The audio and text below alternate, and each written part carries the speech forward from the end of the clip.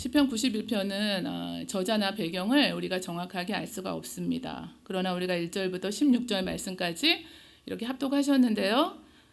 좋으신 하나님이신 것은 분명합니다. 우리의 삶 가운데도 하나님이 좋으신 하나님이신 고백이 날마다 이어지기를 원합니다. 오늘 1절에 보니까요. 지존자의 은밀한 곳에 거주하며 전능자의 그늘 아래 사는 자여, 이렇게 시작합니다. 어린 시절에는 부모님의 그늘 아래 살게 됩니다. 그런데 부모님도 한계를 지니시고 연약하시기 때문에, 온전치 못하기 때문에 우리가 그 그늘 아래 거하기는 하지만 정말 어떤 부모님들은 또 자녀들에게 도리어 어려움을 주시기도 하고 또 일찍 부모님을 여의시기도 합니다. 우리가 이 땅 가운데 하나님의 그 그늘 아래 살아가는 것이 가장 큰 복이신 줄 믿습니다. 세상에서 이 세상 살면서 가장 안전하고 평안한 곳은 어디인가? 하나님의 그늘 아래 거하는 것입니다. 오늘 그래서 말씀을 통해서 우리가 그 좋으신 하나님의 그늘 아래에 거하시게 되면은 그 거하시는 자는 누구며 어떤 삶을 살게 되는가? 우리가 중심을 세 가지로 두고 함께 보실 텐데요.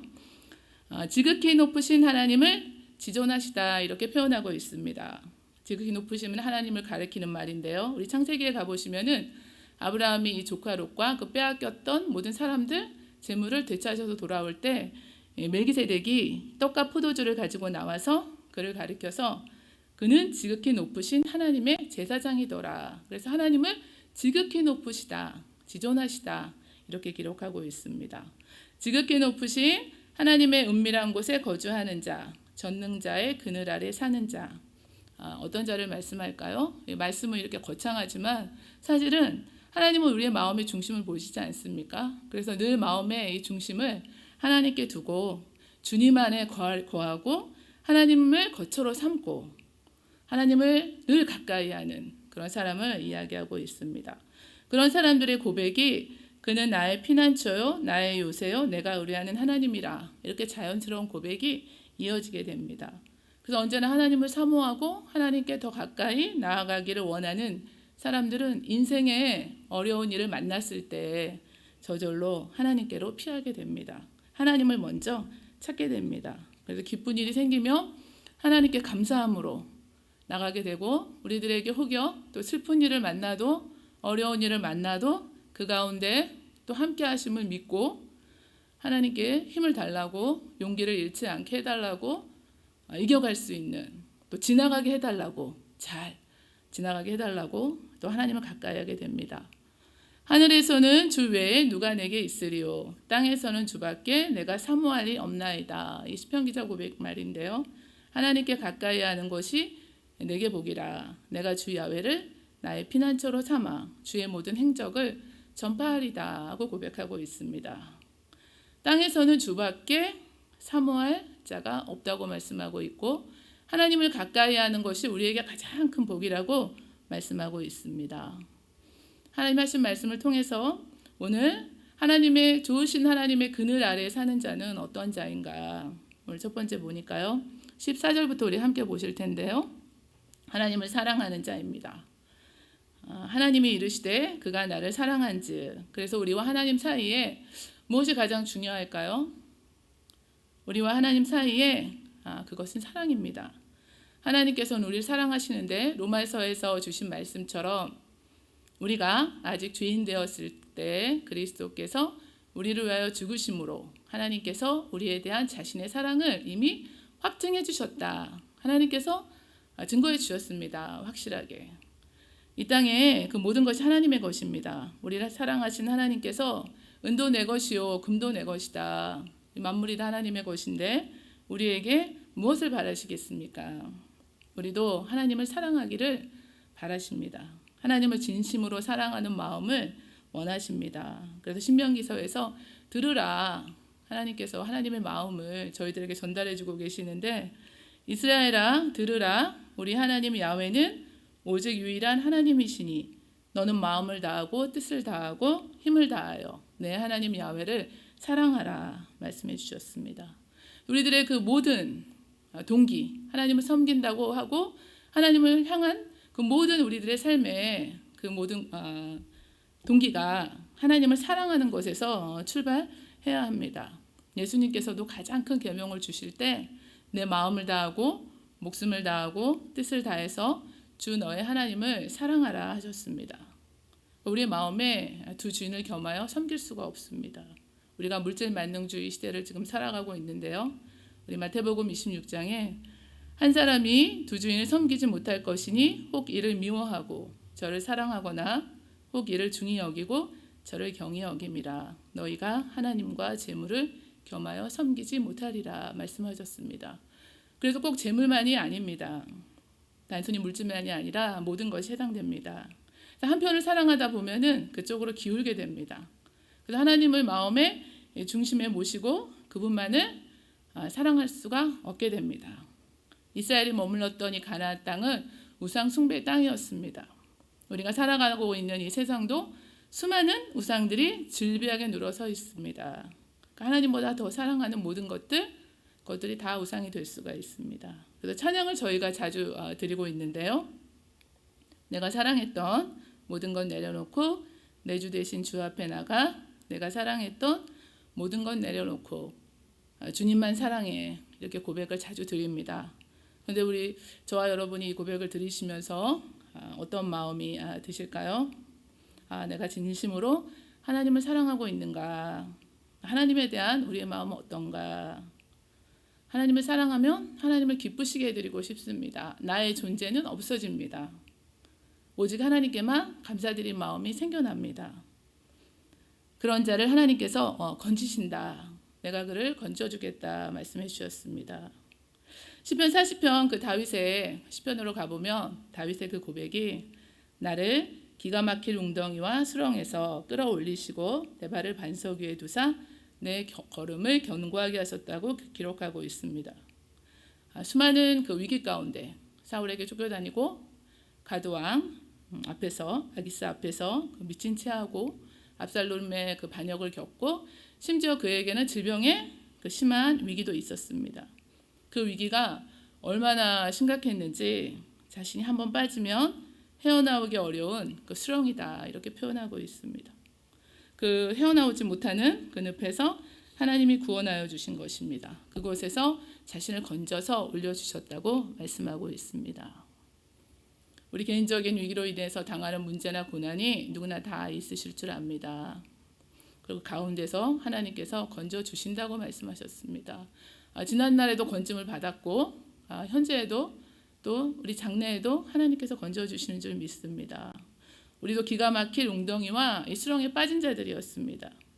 스스로의 힘으로 이 죄의 수렁에서 결코 나올 수 없는 우리들을 영원히 멸망할 수밖에 없는 우리들을 하나님께서 이 땅 가운데 예수님을 보내주시고 우리를 건져주셨습니다. 죄악에서 건져주셨습니다.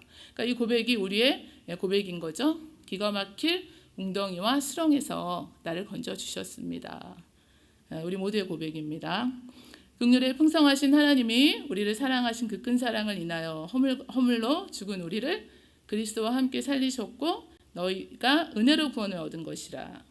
그 독생자를 주셔서 이는 저를 믿는 자마다 멸망치 않고 영생을 얻게 하셨습니다.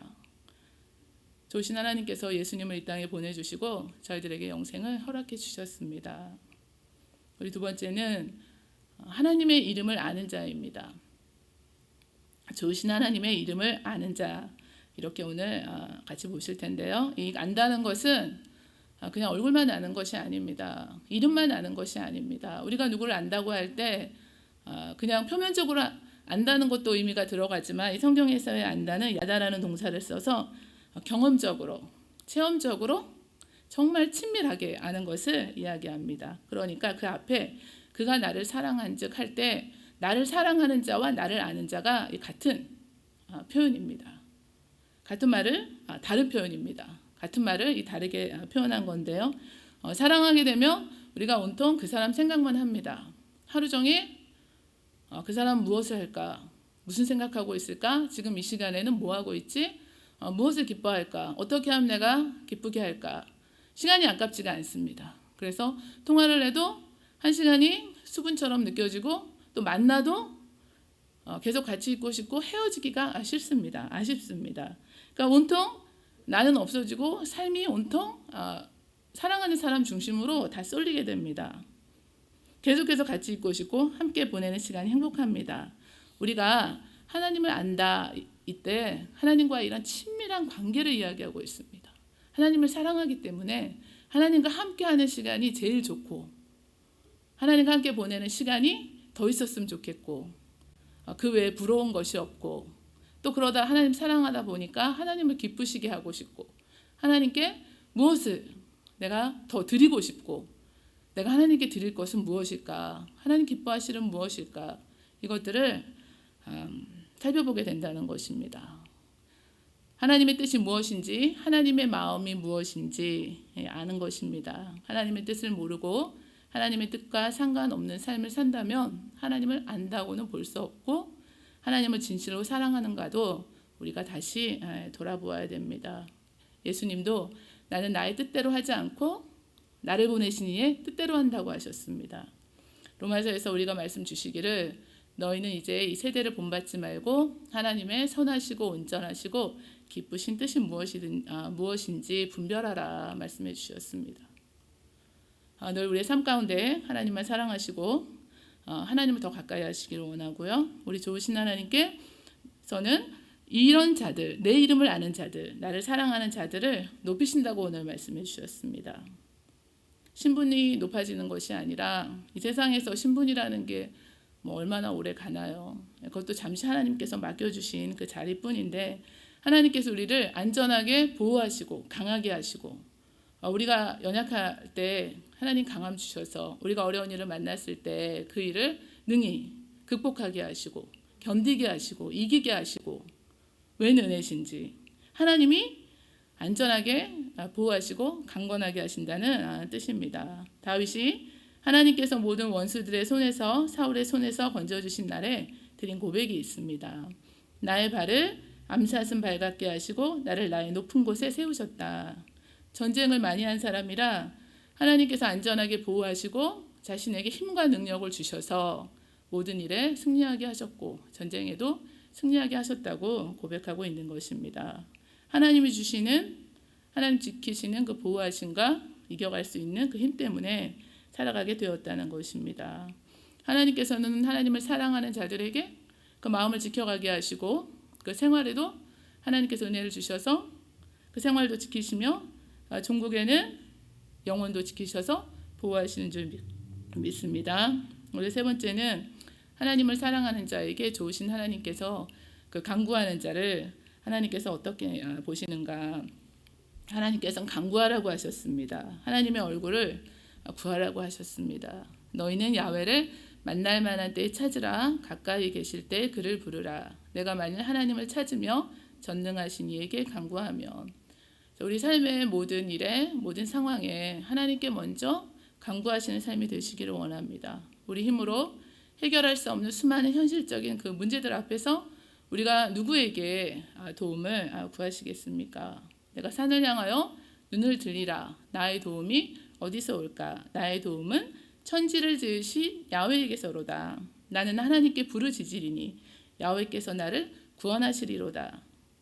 다윗은 그의 시편에서 저녁과 아침과 정오에 내가 근심하여 탄식하리니 야훼께서 내 소리를 들으시리로다 라고 고백하고 있습니다. 하루의 시작을 저녁으로 보는 그 유대인들의 시간 개념 때문인데요. 그러니까 종일이죠. 하루에 3번씩 그렇게 하나님께 기도하는 삶을 살았다는 것을 알 수 있습니다. 그래서 우리가 무시로 기도도 하지만 정해진 시간에 계속해서 매일 기도하는 삶을 사셔야 됩니다.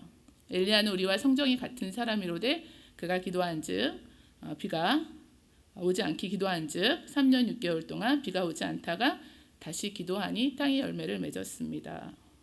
고난당한 자가 있으면 기도하라고 하셨고 병든 자를 위하여 기도하라고 하셨습니다. 병이 낫기를 또 서로 기도하라고 하셨고 의인의 간구는 역사 하나님이 크다고 하셨습니다. 하나님을 사랑하고 하나님께 간구하는 자들 그들의 기도를 하나님께서 들으신다. 오늘 응답하신다고 말씀하고 있습니다. 그가 내게 간구하리니 내가 그에게 응답하리라. 오늘도 우리의 간구하시는 좋으신 하나님이신 줄 믿습니다. 우리의 삶 가운데 좋으신 하나님을 날마다 우리도 하나님을 사랑하고 그 하나님께 더 가까이 나아가시기를 원하는데요. 오늘 말씀 우리가 한번 정리해 볼까요? 이 세상에서 가장 복 있는 삶, 내게 가까이 하는 것이 복이다 말씀해 주셨는데, 우리가 하나님께 더 가까이 나아가는 삶, 하나님을 사랑하고 하나님께 나아갈 때 하나님께서 건져주신다고 하셨습니다. 개인적인 위기를 비롯해서 우리의 그 모든 상황, 더 나아가서는 지금 우리 온 세계가 겪고 있는 이런 현실적인 바이러스로 인한 어려움들 다 하나님의 손안에 계십니다. 하나님께서 그 모든 고통과 어려움은 물론이고 죄 가운데서 건져주신다고 말씀하고 있습니다. 하나님의 이름을 아는 자들을 안전하게 지키시고 극복하게 하시고 힘주셔서 넘어가게 하시고 이기게 하시고 견디게 하시고 강하게 하셔서 하나님께서 붙들어 주신다고 하셨고, 또 하나님께 간구하는 자에게 응답하신다고 하셨습니다. 마지막으로 우리가 16절을 보니까요, 영원히 사는 복을 우리들에게 주십니다. 하나님께서 우리들에게 주신 가장 큰 복 중에 가장 최상의 복이 영원히 사는 복입니다. 내가 장수하게 함으로 그를 만족하게 하며 나의 구원을 그에게 보이리라. 구약에서는 이 장수가 하나님의 선물이자 큰 복으로 여겼습니다. 그런데 인생이 강건하면 70이요 80이라고 하셔서 이 세상의 삶이 다가 아니라 영원히 하나님과 함께하는 삶이, 사는 삶이 가장 최상의 복이 됩니다. 그래서 하나님을 믿는 분들이 세상을 조금 일찍 떠났다고 해서 복을 못 받은 것도 아니고, 사실 예수님도 공생의 짧은 삶을 사셨고 야고보나 스데반 등 우리가 성경에서 보는 인물들이 다 짧은 삶을 우리 눈에 보기에는 살았습니다. 일찍 세상을 떠났습니다. 그러나 진정 하나님과 함께 영원히 사는 것이 복입니다. 그래서 나의 구원을 그에게 보이리라 말씀해 주셨습니다. 이 세상 사는 동안에 하나님이 지켜주시고 하나님의 영원한 나라로 인도해 주시는 것, 이것이 우리들에게 가장 큰 은혜이며 복인 줄 믿습니다. 그래서 우리가 날마다 하나님을 사랑하면 하나님께서 건지시고, 하나님을 안다, 하나님과 친밀한 교제 가운데 하나님 사랑함으로 더 가까이 나아가셔서 하나님께서 높이시는, 우리를 이기게 하시고 극복하게 하시고 강하게 하시는, 그리고 더 나아가서 하나님께 간구할 때 응답하시는 그 하나님을 저와 여러분들이 섬기시는 줄 믿습니다.